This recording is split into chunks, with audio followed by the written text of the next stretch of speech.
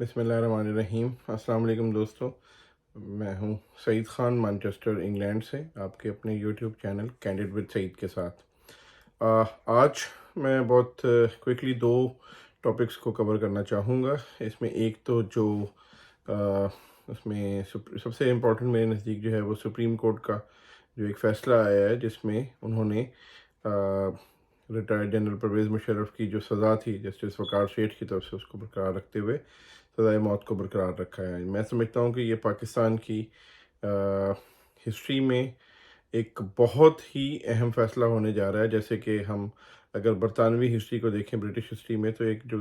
Cromwell کو جو ہے وہ جس طرح قبر سے نکال کے پھانسی دی گئی تھی، اس کی شاید فزیکلی تو ہمیں کوئی اتنی شاید امپورٹنس نہ ہو، لیکن اگر جس پرسپیکٹو میں یہ چیزیں کی جاتی ہیں، جس پرسپیکٹو میں یہ ڈیسیژن آیا ہے، اس میں بہت اس کی علامتی حیثیت جو ہے وہ بہت اہم ہے کہ ایک جو سول جسے ہم کہتے ہیں سپریمیسی کی ہم بات کرتے ہیں، وہ میں سمجھتا ہوں کہ اس کی طرف یہ ایک بہت امپورٹنٹ قدم ہے۔ اور اس میں میں سمجھتا ہوں کہ جو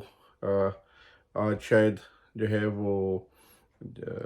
جسٹس وقار سیٹھ کی روح کو بھی بہت سکون ملا ہوگا، کیونکہ ان کے فیصلے کی جس طرح سے دھجیاں اڑائی گئی تھیں، جس طرح سے اس پورے بینچ کو ہی معطل کر کے، یہ جو کہ ہماری جوڈیشل ہسٹری کا ایک انتہائی جو ہے وہ ایک گھناؤنا واقعہ ہے، اور ایک ہسٹری کا ایک واحد واقعہ ہے جس میں کہ کسی بینچ کو ہی بالکل اڑا دیا گیا ہے۔ تو اس میں یہ ہے کہ یہ ایک بہت اہم ہے، اور اس فیصلے سے کم ایک چیز تو ثابت ہو رہی ہے کہ شاید ہماری جوڈیشری جو ہے وہ کسی درست سمت میں جا رہی ہے۔ اور تو میں سمجھتا ہوں کہ بہت اہم فیصلہ ہے، اور اس فیصلے کے جو ہے وہ بڑے دور رس اثرات جو ہیں، بڑے جو ہے وہ پاکستان کی سیاست میں، پاکستان کے معاشرے میں انشاءاللہ آئیں گے۔ اور دوسرا جو ایک آج کا ایک اہم واقعہ ہے، وہ ہے جسٹس مظاہر نقوی کا استعفیٰ۔ ان کے اوپر سپریم جوڈیشل کونسل میں ایک کرپشن کے کیس جو تھا وہ میاں داؤد ایڈوکیٹ کی طرف سے تھا، اور بہت ہی وہ شروع سے ہی لگ رہا تھا کہ وہ اس کیس کا دفاع نہیں کر پا رہے، کیونکہ جس طرح سے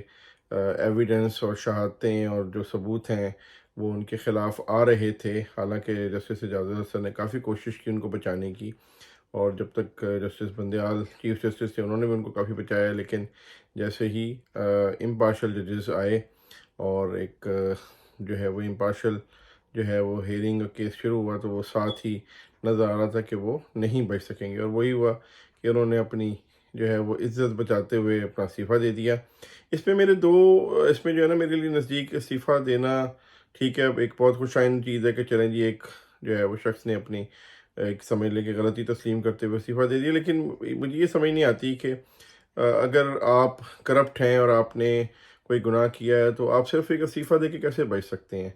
یہ کیا ہوا کہ آپ کی جب آپ ساری عمر کرپشن کرتے رہے، چوری کرتے رہے، جب پکڑے گئے تو بس ایک استعفیٰ دیا اور گھر چلے گئے؟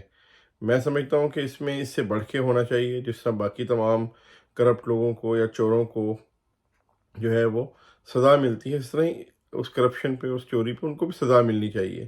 اب اس کا فائدہ یہی ہوگا کہ ہاں جی، وہ اپنے نام کے ساتھ ریٹائرڈ جسٹس لکھ سکتے ہیں، ان کو جو کروڑوں روپے کی پینشن، پروویڈنٹ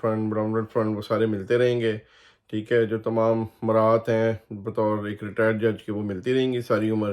تو اس کا مطلب ہے کہ آپ ساری عمر جو ہے وہ چوری کرو، کھاؤ پیو، کرپشن کرو، اس کے بعد جب پکڑے جاؤ تو بس آرام سے استعفیٰ دو اور گھر چلے جاؤ، اور تمام جو مراعات ہیں ان کا فائدہ اٹھاتے رہو۔ تو میرے نزدیک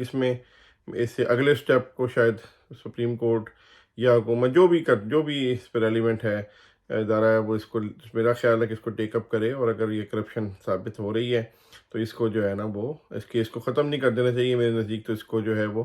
مزید انویسٹیگیٹ کر کے، اور اگر چیزیں نکل کے سامنے آتی ہیں تو اس کے مطابق جو ہے وہ جسٹس مظاہر نقوی کو سزا دینی چاہیے۔ تو صرف استعفیٰ ہی کافی نہیں ہے میرے نزدیک اس میں، اور آئندہ بھی کوئی بھی ہو، وہ جنرل ہو، وہ کوئی جو ہے وہ جج ہو، وہ کوئی سیاستدان ہو، جس کو بھی اگر کرپشن کر رہا ہے تو پھر اس کو سزا دو۔ یہ نہیں ہے کہ جی صرف استعفیٰ دیا یا نااہل کیا اور گھر بھیج دیا، نہیں،